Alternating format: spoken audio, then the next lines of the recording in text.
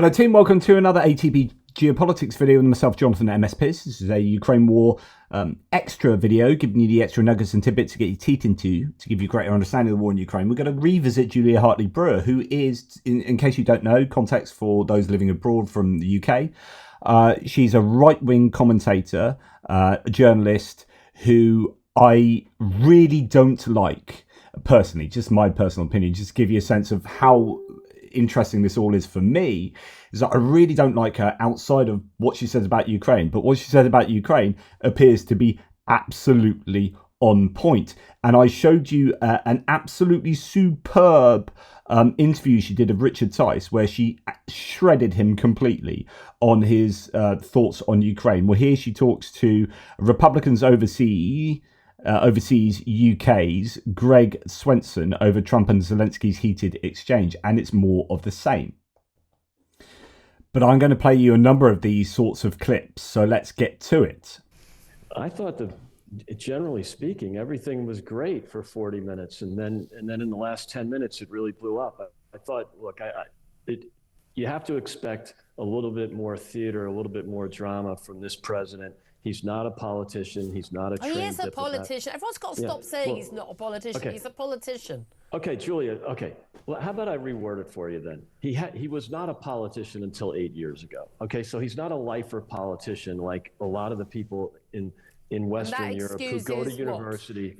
I'm getting to that. And so I'm not excusing anything. I think it's refreshing. I think it's fantastic that this president is a little different and is a little unfiltered. However, every once in a while, with that, you get a little bit of fireworks. However, but Zelensky was out of order. Zelensky had a lot of missteps, a missed opportunity. I thought he was arrogant. I thought he kept poking the bear. It was a mistake, and especially in contrast to the way the Prime Minister and the President of France, with Macron in on Monday and Keir Starmer in on Thursday.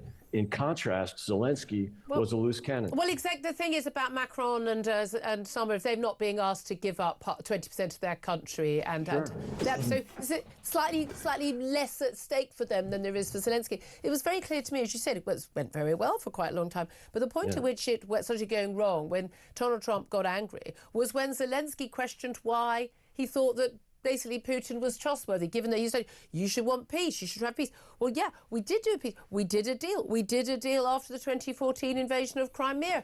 And Vladimir Putin has reneged on every aspect of that deal. It was when he actually presented Donald Trump with facts, as opposed to some nonsense that he's seen on Twitter or X, a Kremlin talking point, that Donald Trump got angry. Would you say it was refreshing and fantastic? He totally humiliated a wartime leader. He's called him a dictator. He won't use that word about Vladimir Putin, who is literally a dictator who kills his opposition leaders. I mean, I thought Donald Trump was embarrassing. I thought it was genuine. I mean, it was an embarrassment to your nation. And you know, I've been very supportive of lots of the things that he's done. So this isn't TDS. This isn't Trump derangement syndrome. I thought he was ignorant. I thought he was a Putin's useful idiot. He's either being paid by Putin or there's some other compromise on him, because nothing else explains that attitude that Putin is a man he can do business with. No one can do business with Putin. He's a psychopath. Just fire.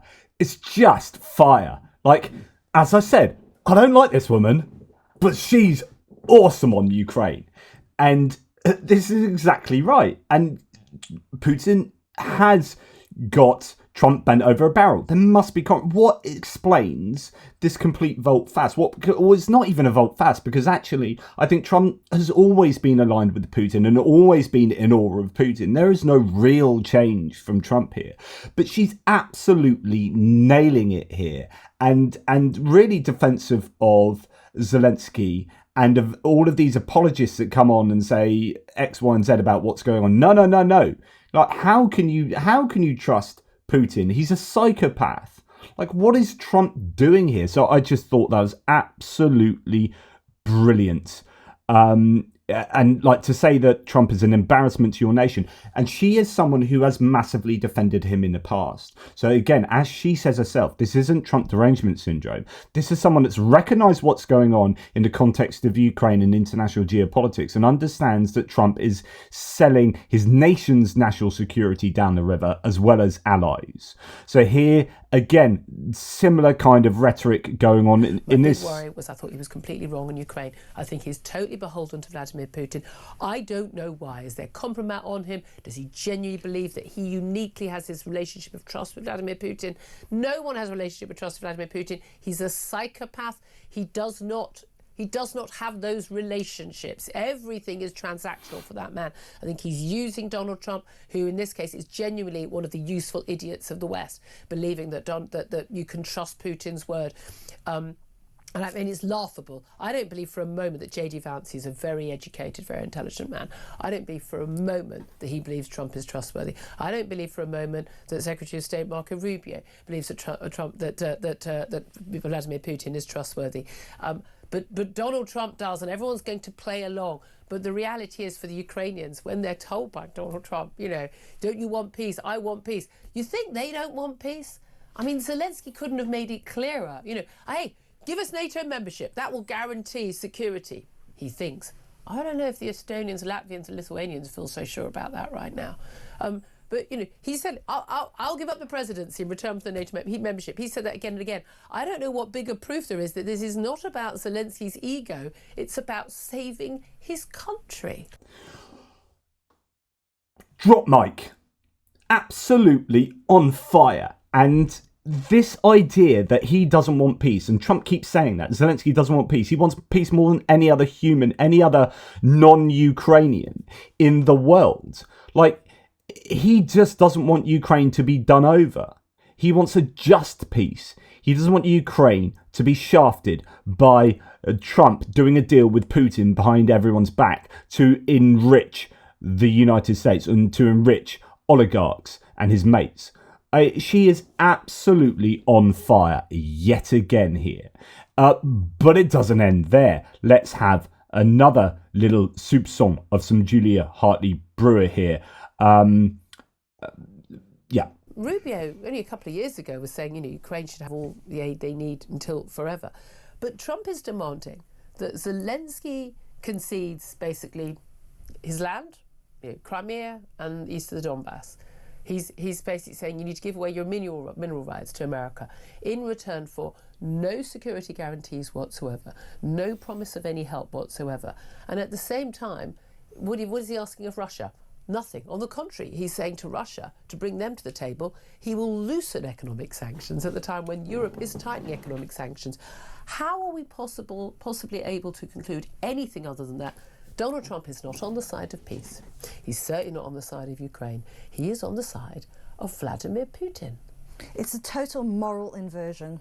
Zelensky is being painted as the obstacle to peace, as the person who wants war. It's completely fact-free. It doesn't look at the history of Ukraine and how many times he said, Zelensky, I tried to make peace. I tried to sign a ceasefire. As he said in the Oval Office on Friday, didn't he, after the Crimean invasion? He did. He's absolutely not interested in peace, Donald Trump. Otherwise, he wouldn't have stopped Zelensky from signing the minerals agreement because he didn't say thank you enough. Or he wasn't wearing a suit. Well, you're not interested in peace then. If you really want peace, you would have signed that document even though you'd had an argument, a tiff. And that was as a result of J.D. Vance and yourself ganging up on Zelensky. And Zelensky was just stating facts. So 100% of what these guys are saying is just on point. He tried to sort of pop that bubble and try and introduce some truth and some reality, and this is what it's like. But they don't want to hear because they just want to bring this to an end. That's what I think. And they're trying at all costs. Yes, at all costs. And what's easiest? Squeezing the person who they know will bend. Because what they don't want to face off against Vladimir Putin because that's the harder route. The easier route is to try and make Zelensky bend. But I think it would be perfectly possible to bring about peace. It would be perfectly possible. And again, something I think it's wrong. I think we will live to rue the day. But if it is the case, we say Russia, right, you get to keep Crimea, you even get to keep the eastern parts of Ukraine, but they keep 80% of their country intact. But Europe and America, NATO offers a 100% security guarantee, not 1 inch further, no Russian steel cap over that, or we are in all-out war. That would be enough to deflect Vladimir Putin from going further in Ukraine. That would also set a precedent by, like, hey, and don't even think about the Baltics or Finland or anywhere else in the NATO sphere. And it has to be about security guarantees. And if that minerals deal comes without security guarantees, then we're not interested in it. Just one more and then some of her tweets here. So, and there's more I could show you, but I'm just trying to give you a good selection of her views. Elon Musk has tweeted in the last 24 hours, Zelensky wants a forever war, a never-ending graft meat grinder. Both those men keep saying Zelensky doesn't want peace. Of course he wants peace. It's his people who are dying. It's him who has to live in a bunker with his family. For goodness sake, of course he wants peace. The question is, peace on what terms? Why do so many Republicans back Trump on this? I mean, Marco Rubio, this wasn't what he was saying only a couple of years ago. What has changed, and how strong is the support for Donald Trump on this? Because I was saying on the show earlier, I think if Donald Trump tomorrow said, right, we're going to give all the aid possible, we're even going to send US troops to fight Putin in Ukraine and help Ukraine win the war, I think the same people right now who are cheering Trump on would cheer him on straight away tomorrow, going, yeah, USA, USA. 1,000,000%. And this is what annoyed me about Harry Enton on CNN the other day, where he said, right, look at the opinions of Republican voters and how they've changed over the course of the war. And they used to be much more supportive, and now they're not. Donald Trump is reflecting their views. No, he's not.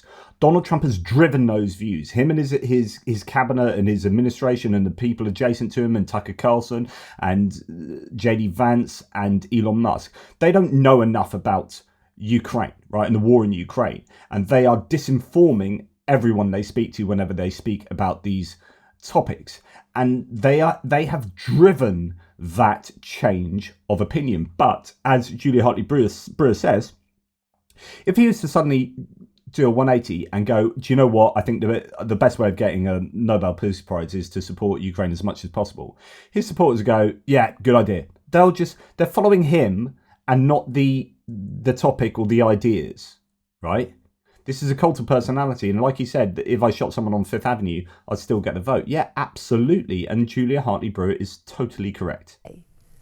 Well, I think the problem is the financial aspect, and the fact that the U.S. has contributed. I think it's now roughly over $300 billion, but we can blame.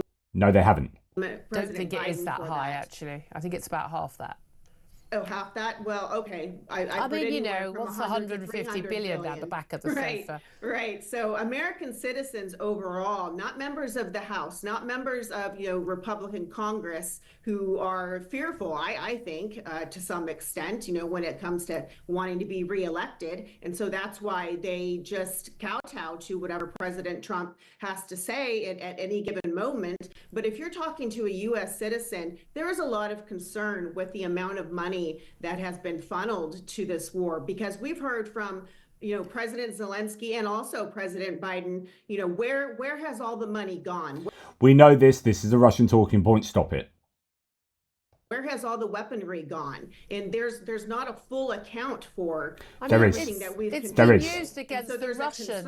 Look, there is corruption. I mean, sorry, let's go back to Afghanistan and Iraq, the level of abject corruption there. It's being used against the Russians. I just think there is corruption. It's a corrupt country. Every former Soviet Union country is corrupt. We know that's one of the reasons why they failed, because of that. But it is just absurd that this should be the argument against that. We would never have gone into any state ever if it wasn't for that level. It's a massive level of corruption in America in terms of these deals. One of the reasons why America spends so much on military is because of these pork barrel deals where you spend 3 times as much on something because to please some random senator from Wyoming who's got a factory in his constituency. Yeah. I mean, this is mad. And she says, yeah. So it's like, I mean, interesting. It feels, if you feel defensive when people say, even people that are advocating for your kind of side, if you like, that Ukraine is corrupt. There is corruption in Ukraine, of course there is, but there is corruption in all these nations that the US is getting involved in, but actually the corruption in Ukraine is markedly less than in Russia. So that's the first thing to note. Do you want to defend better corruption over worse corruption? And then actually take a look in the mirror and all this kind of stuff. And salient points there that the Republican strategist actually says, yeah, you know it. You know lobbying is legalized corruption. So, good points again there from Julia Hartley Brewer. And we'll leave it with a couple. Sorry, there is one more part of that previous conversation as well. I think J.D. Vance is far cleverer, far more wily, and far more knowledgeable than Donald Trump is, and he knows exactly what he's doing, and he should be ashamed of himself. Also, by the way, in that interview on Fox, he was very dismissive of the European leaders, but he was also very dismissive of some 20,000 peacekeeping forces from Europe and from France and Britain that helped us in Afghanistan. Are you kidding me, mate? You invoked Article 5, the only time it's ever been invoked, the NATO treaty, one for all, after the Twin Towers at 9/11 attacks, and we joined your forces in Afghanistan. Thousands of European soldiers died and were maimed on the battlefields of Afghanistan to fight your war. Don't you dare insult our troops and the sacrifice our troops and indeed the families have made to help protect US. At the time we were like, it was protecting US and the West because our future lies together. I think that dismissive attitude towards Europe, I think they're going to rue the day.